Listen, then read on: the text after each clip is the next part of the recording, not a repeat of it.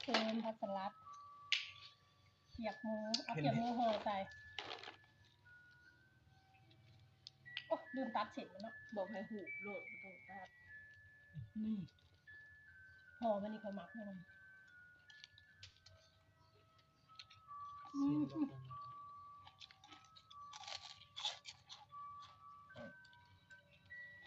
เสียงดังจะฮึกใช่ปะแซ่บทำกินแซ่บเนาะ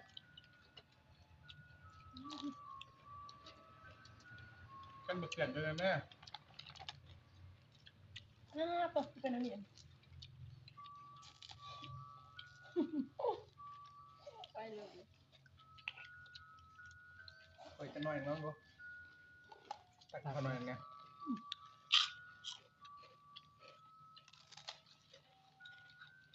น้ำพ่อแม่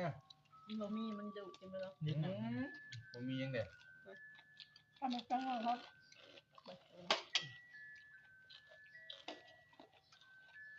เล่นบอก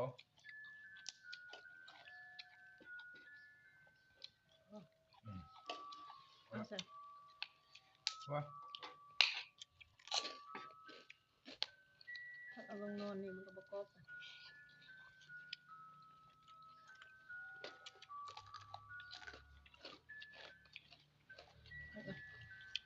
ไปบังก็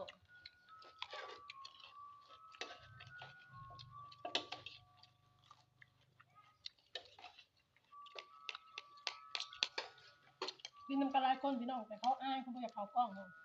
เขาจะได้เจ้าของเต็มเลยก็อะไร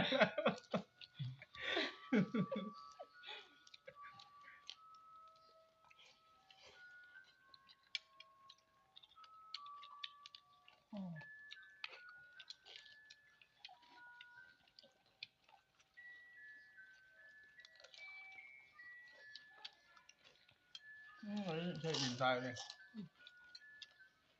ช่วงความนะให้มาเคยกินอยู่ไปลองดูเราห่อกันแซ่บกว่ากินกระเพาะเนี่ย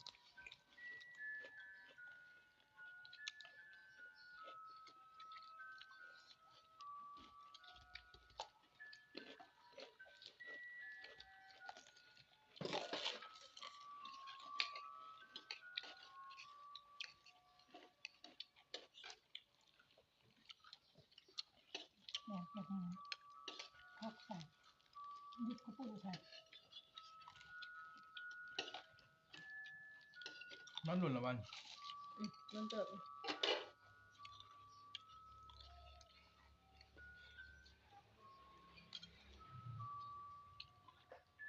เราจะเช็ดมือไว้ให้เราต้องมีทุกหนึ่งกบ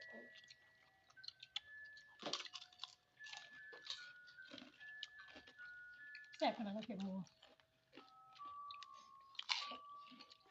มันเดียวกับของเฮยไหมบางห้องกันอีมันกันนั่นนี่หรอไอ้ทงน้อย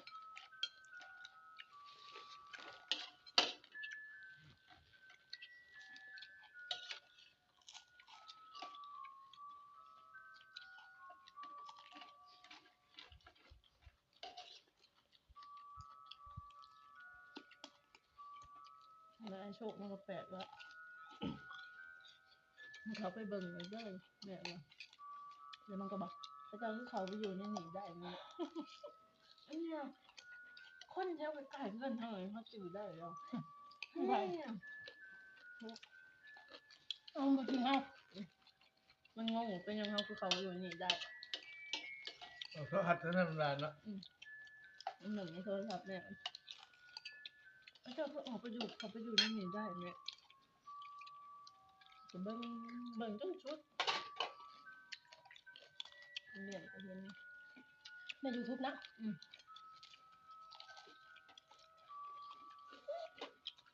ปลาปิ้งอีกกันอย่างนั้นปลากินอันนี้ละกินเขากระบงบนหาปลาเนาะนักคักปลาอย่างนั้นเลยเนาะปลาเนาะมันแซ่บตอนเรากินกับเขาอันนี้เป็นลิ้น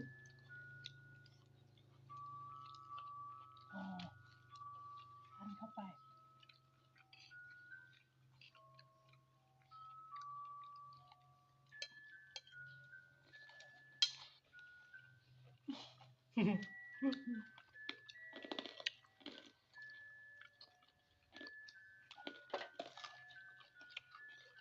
บตัด ไป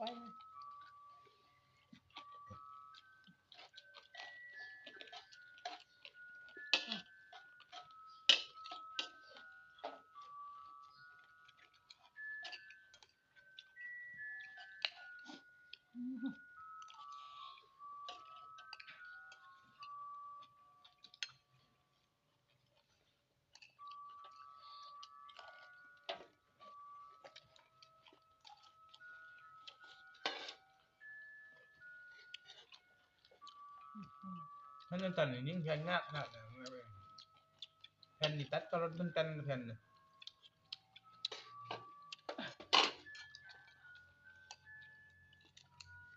อะไรกันแล้ว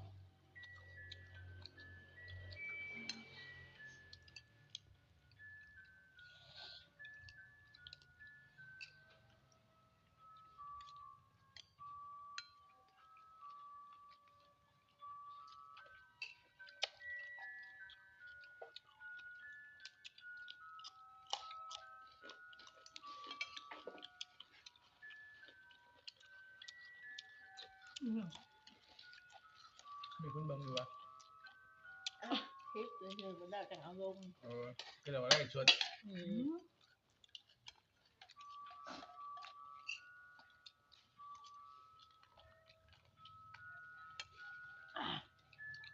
กะชีอิ่มแบบนี้เนาะแข็งแข็งอ่ะนี่ละแถวฮัก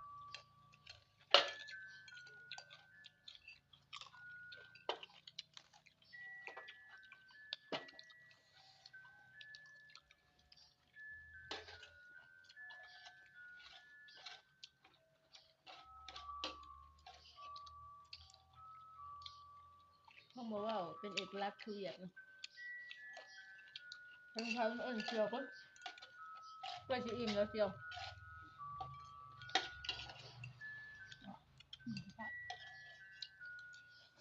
เบิ่งตัวเฮา เดี๋ยวข้าว เครื่องครบเลยเถอะ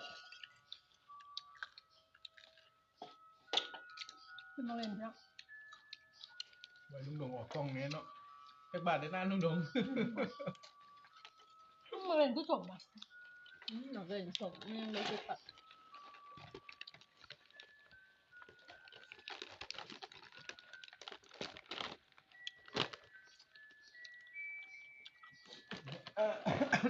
บอกบอกอันนี้ขนม มา มาใส่นี่หนูบ่ ลูกไปลูกไป ตัวผงมาบ้า คือในน้ำ เดี๋ยวใส่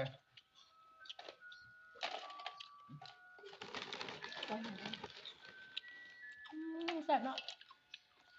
ข้าวกันดีอยู่เลย เขาเก็บกุ้ง เก็บกุ้ง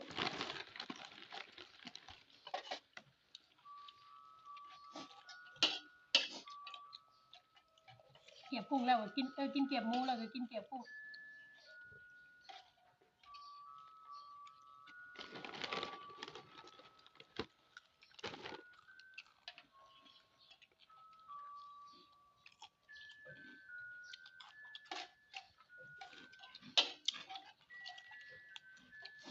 อิ่มละใกล้จะอิ่มละ ไก่ท้องเชือเลย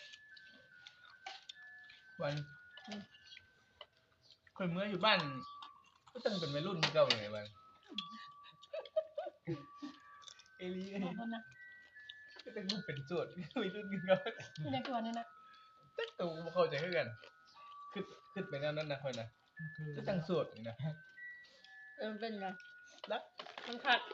มันขัด เอามีเมียมือนำกับ ปล่อยมัน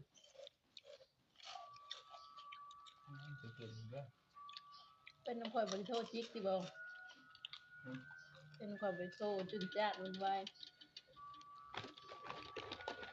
คอยว่าโอ้แนวคิ้วนี่เปลี่ยนไปหลายเนาะแค่ไปหลายมานั่งกิน โทรนำโอ้จะคิดถึงกันในวันเด้ให้คนเข้าไปให้เขาสบายใจเนาะเขาจะนำเลย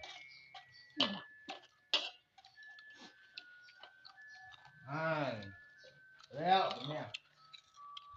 แล้ววันนั้นเลย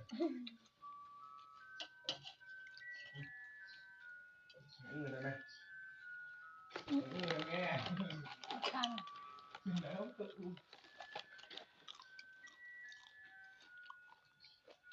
ยังฟิวน่ะมันกินเบิดหมากหนึ่งกับครึ่ง กินได้ป่ะเนี่ย เพราะว่ากุ้งทำมันไอ้อยู่ของทอดก็ให้กิน ทวนอ่ะโอ๊บอ๋อนี่ผมไปทอด ย่านมันทอดน่ะ ทอดเอาอ่ะ กิน